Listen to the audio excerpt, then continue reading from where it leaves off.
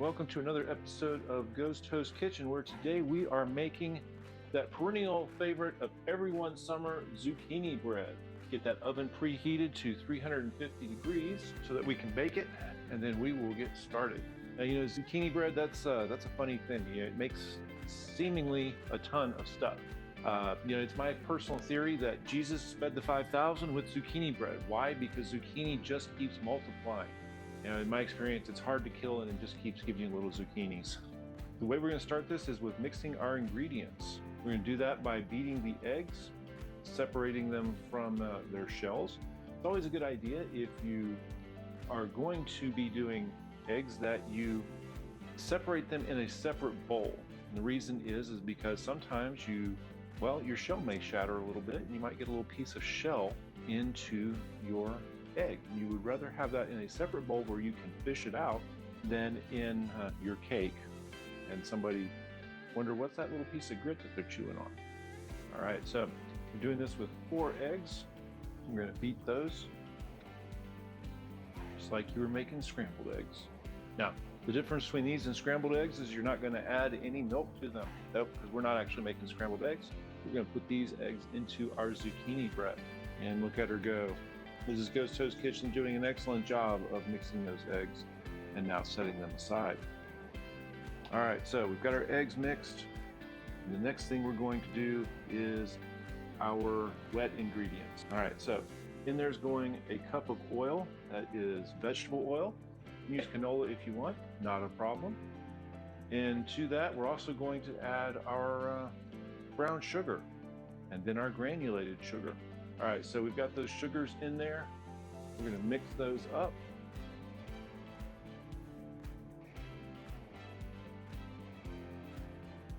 And then we're going to put together our dry ingredients. Now for this recipe, we are actually using self-rising flour, but of course you can use all-purpose if you like. You just need to add the appropriate amount of baking powder and salt. But that's okay. We added a little salt to our zucchini bread anyway. Now the way to mix those dry ingredients, best way is to put them all in there and then use a whisk. Just whisk them together. Added about a teaspoon and a half of cinnamon as well. All right, now we got those dry ingredients done. Now we're going to mix those eggs into the wet ingredients. Now you're making your batter. Off to the side here, we have the zucchini that we're going to need. We had previously already peeled that zucchini and shredded it. So you'll see that in a minute. You're only gonna need 2 cups. And we let that set to drain. Zucchini being a kind of a squash-like vegetable, I think it is a squash actually. It does retain some water, not as much as say an English cucumber, but yeah. Okay, get those dry ingredients mixed into the wet. Stir, stir, stir. One thing you don't want to do with zucchini bread is you don't actually want to do it with a mixer. Am I saying you cannot? Well, Mrs. Ghost Host Kitchen says you cannot. Cannot use a mixer. Apparently it has something to do with removing moisture from the recipe. Are there some of you that will try it? Yes, there is.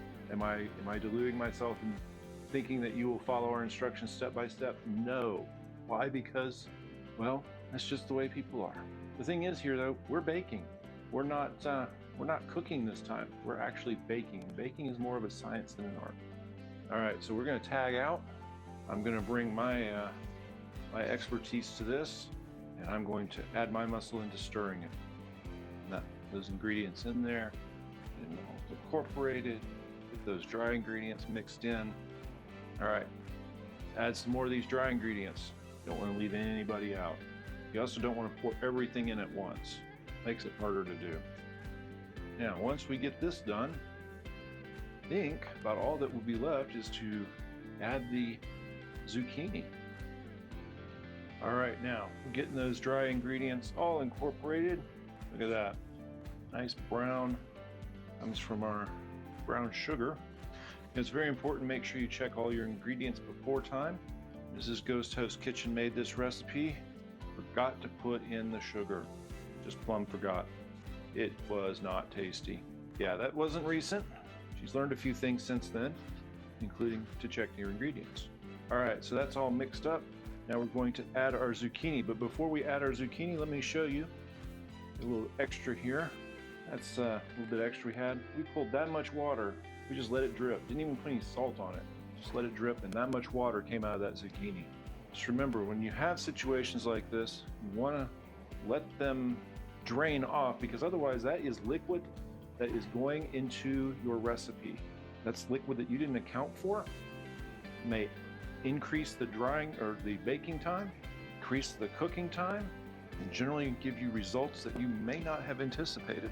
All right, let's get Mrs. Ghost Host's seal of approval on how well I've got this integrated.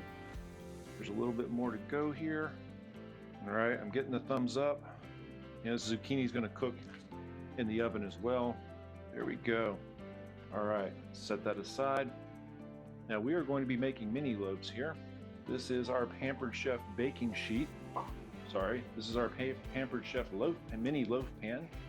And Mrs. Ghost Host is going to spray it down because, well, I'm a little too free with the baking spray.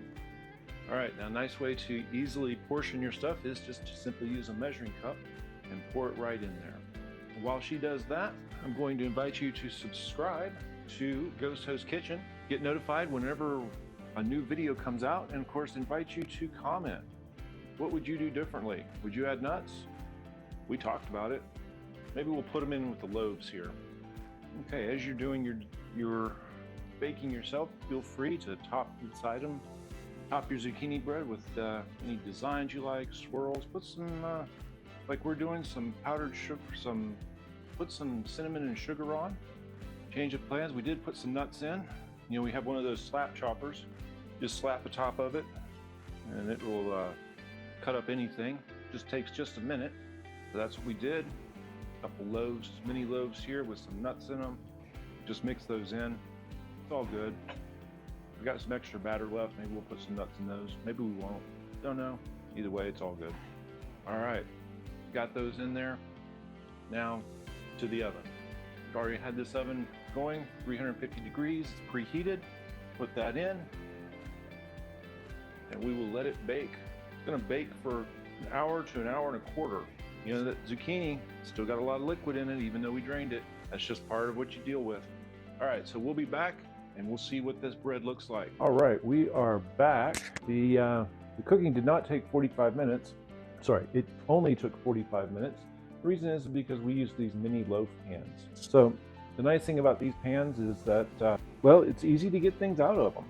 I mean, you can literally just take a fork and lift them right out, just like that. There we go, they just come right out. No sticking, no mess, no fuss. 4 mini loaves of zucchini bread with some samples of the zucchini brownies. All right, thank you for watching another episode of Ghost Host Kitchen.